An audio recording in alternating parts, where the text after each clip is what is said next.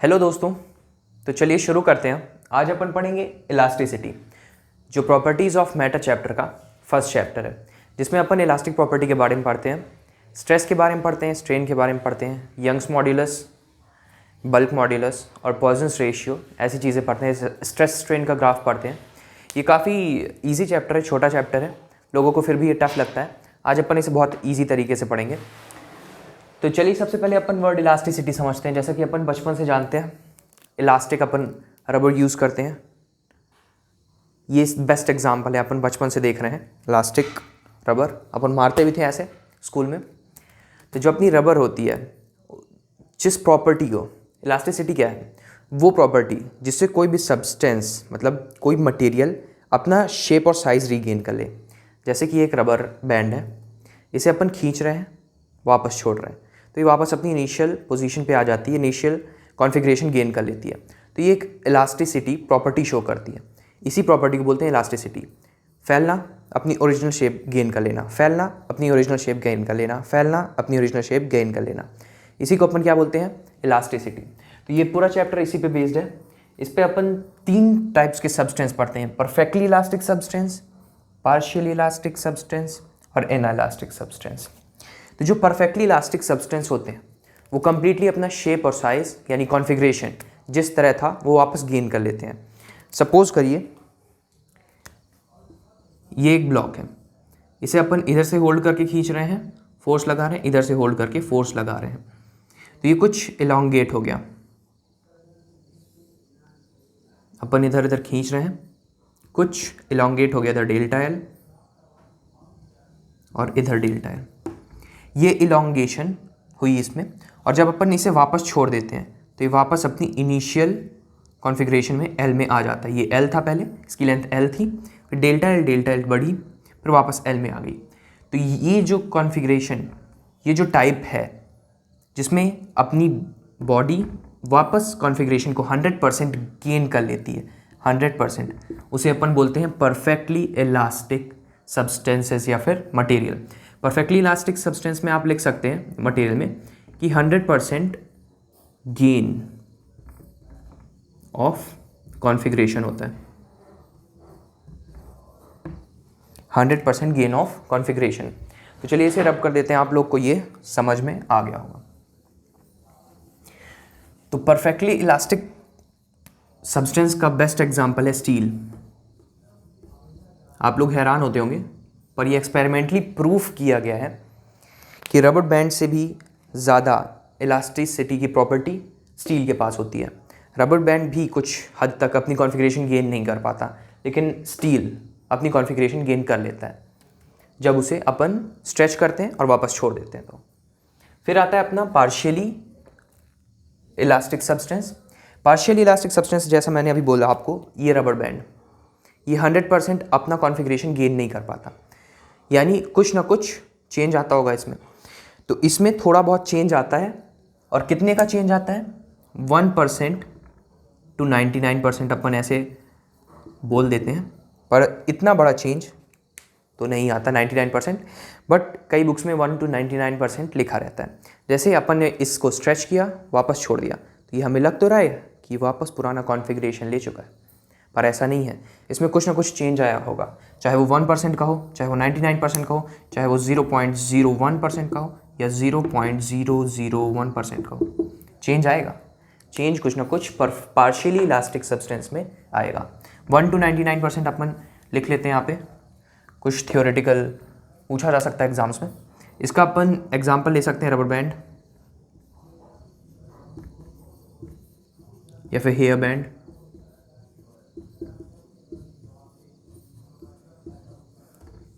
फिर आता है अपना in elastic substance. In elastic substance में बेस्ट एग्जांपल मैं आपको चौक दे सकता हूँ, पर चौक अभी मेरे पास मौजूद नहीं है।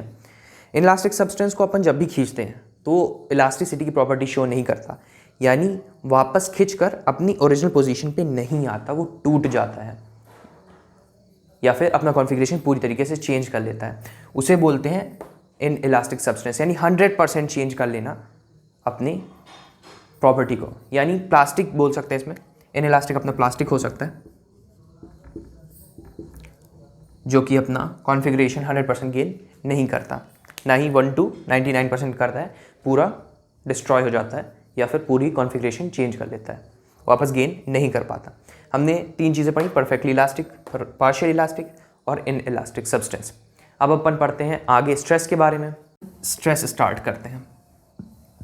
इसमें कई टीचर्स स्ट्रेस और प्रेशर में डिफरेंस लिखाते हैं।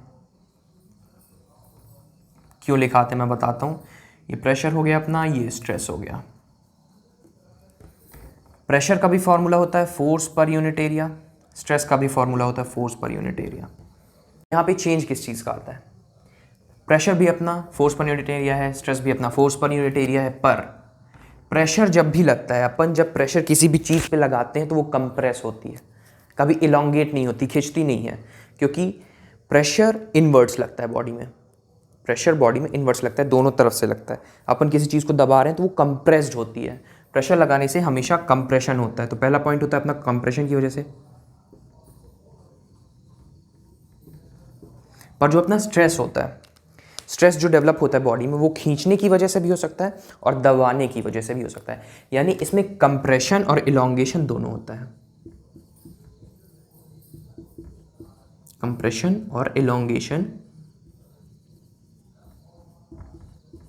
यहाँ पे हम कॉमा लगाएंगे, दोनों होता है। इसीलिए स्ट्रेस प्रेशर डिफरेंट है।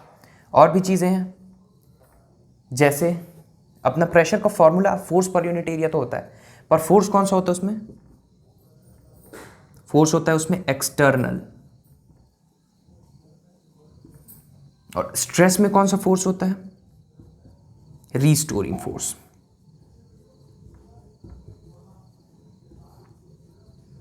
रीस्टोरिंग फोर्स क्या होता है, इंटरनल फोर्स होता है।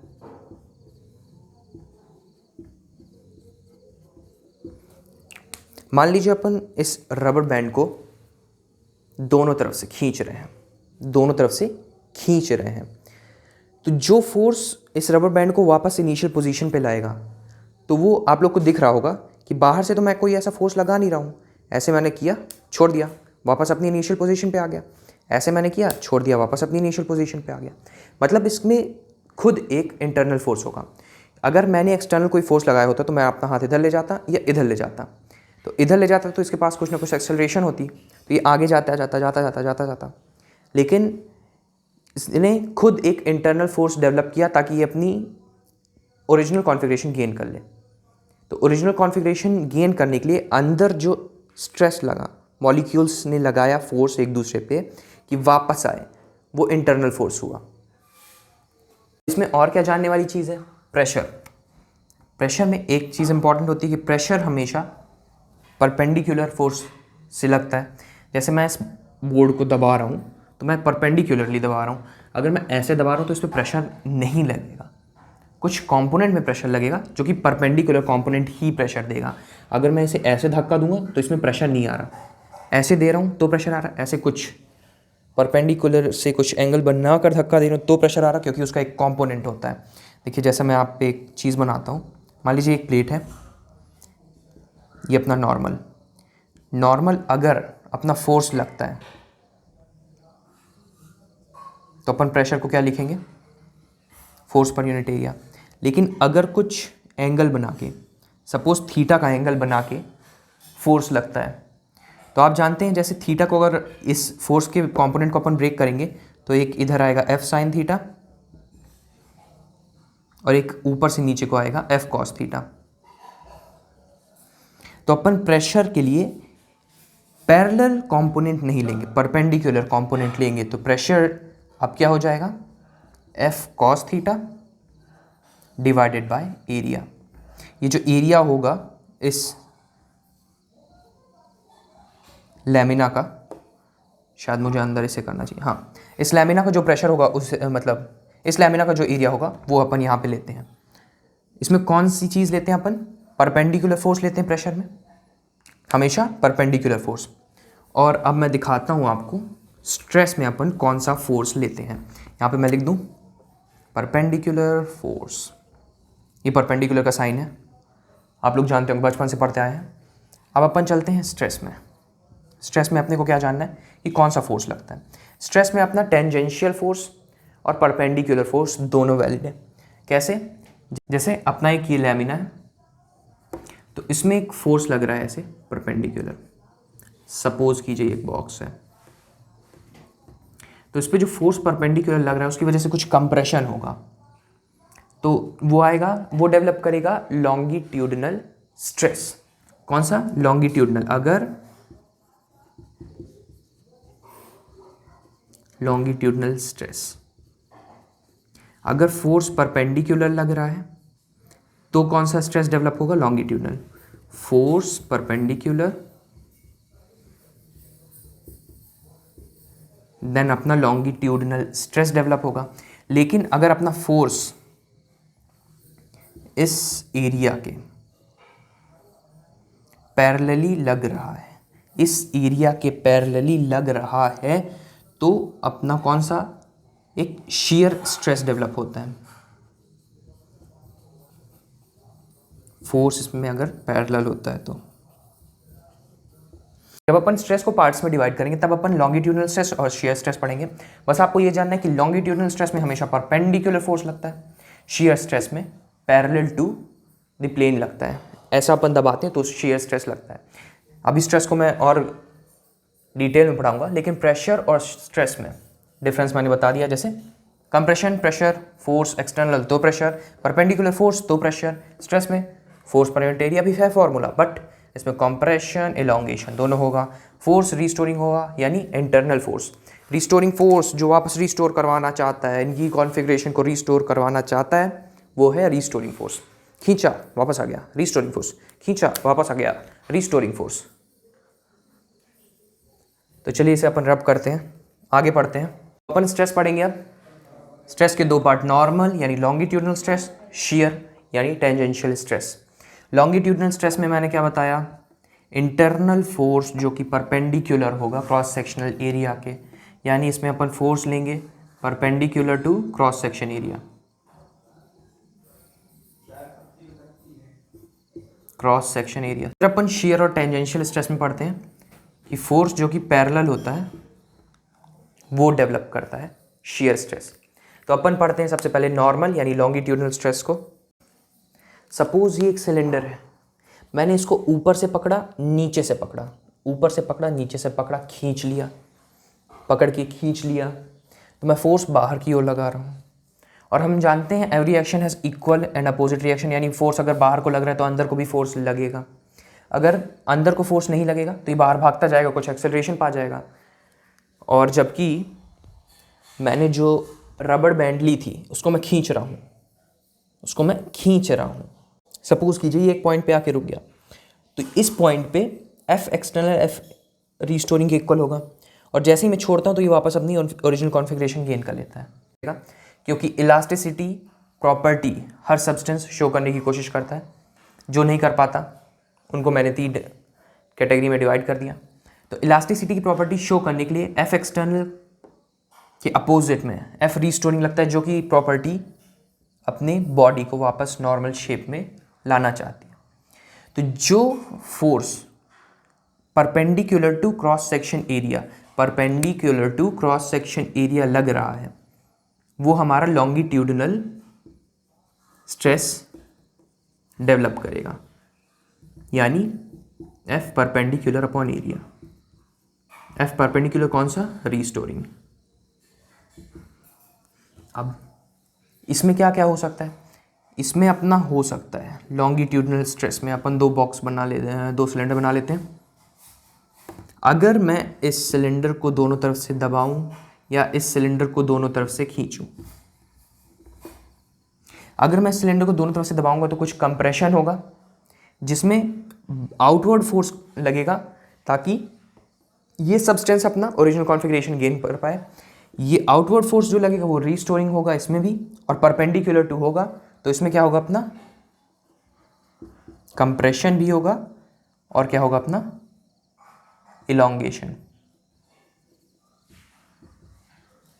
लॉन्गिट्यूडिनल स्ट्रेस में अपना कंप्रेशन और इलॉन्गेशन दोनों हो सकता है। कंप्रेशन जब अपन बाहर से दोनों तरफ को फोर्स लगाएं और अंदर से फोर्स परपेंडिकुलरली आउटसाइड लगे ताकि अपना ओरिजिनल कॉन्फ़िगरेशन गेन करे। इलॉन्गेशन परपेंडिकुलर फोर्स अपन बाहर कुछ भी खींचेंगे तो परपेंडिकुलर फोर्स अपना रिस्टोरिंग अंदर की ओर आएगा, एफ आर। लॉन्गिट्यूडनल स्ट्रेस ऐसे ही होता है अपना कंप्लीट। फिर लॉन्गिट्यूडनल स्ट्रेस के बाद आता है अपना shear stress, shear, SHEAR, shear, shear stress. Shear stress में आता है अपना एंगल का लोचा, किसका, एंगल का। जैसा कि मैंने बता दिया है, शियर स्ट्रेस में अपन कौन सा फोर्स लेते हैं, पैरेलल फोर्स लेते हैं। तो सपोज कीजिए ये अपनी एक बॉडी है,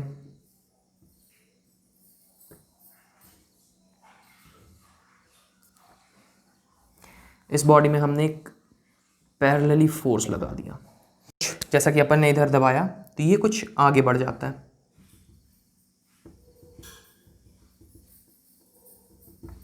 ये कुछ x अमाउंट में आगे बढ़ जाएगा अगर अपन इधर से फोर्स लगाएंगे, और यहाँ पे कुछ एंगल थीटा डेवलप हो जाएगा, ठीक। तो अपन उसको पढ़ते हैं शियर। अपन शियर स्ट्रेस को SS से डिनोट कर लेते हैं, force parallel to the surface per unit area, force parallel to the surface per unit area, जिस एरिया में फोर्स पैरेलल लग रहा है। यानी अगर मैं इसे ऊपर वाले फेस पे लगा रहा हूँ तो ऊपर वाले फेस का एरिया लेंगे, साइड वाले फेस पे लगा रहा हूँ तो साइड वाले फेस का एरिया लेंगे, नीचे वाले पे लगा रहा हूँ तो नीचे वाले का एरिया लेंगे। यानी फोर्स कौन सा होगा, अपना पैरेलल एरिया जिस पे फोर्स लग रहा है, जिस एरिया पे फोर्स लग रहा है वो वाला अपन लेंगे एरिया। तो यहाँ पे अपन का शियर स्ट्रेस होता है खत्म। तो चलिए आज के लिए इतना ही। अपन ने आज इलास्टिसिटी के बारे में काफ़ी कुछ पढ़ लिया, जैसे कि इलास्टिसिटी प्रॉपर्टी होती है जिससे कोई भी बॉडी या सब्सटेंस अपना ओरिजिनल कॉन्फिगरेशन गेन करती है। फिर अपने पढ़ा परफेक्टली इलास्टिक सब्सटेंस, इन पार्शियली इलास्टिक सब्सटेंस और इन इलास्टिक सब्सटेंस, 3 चीज़ें पढ़ी। फिर अपन ने स्ट्रेस के बारे में पढ़ा, शियर स्ट्रेस, लॉन्गिट्यूडनल स्ट्रेस। अब नेक्स्ट वीडियो में अपन स्ट्रेन के बारे में पढ़ेंगे। क्या पढ़ेंगे, स्ट्रेन के बारे में, यानी जो अपन खींचे दबाएं तो कॉन्फिगरेशन में जो चेंज आया उसको बोलते हैं अपन स्ट्रेन। स्ट्रेन के बारे में अपन नेक्स्ट वीडियो में पढ़ेंगे। आज के लिए इतना ही। आप इलास्टिसिटी को देखिए, फिर मिलते हैं अपन नेक्स्ट वीडियो में स्ट्रेन पढ़ते हुए।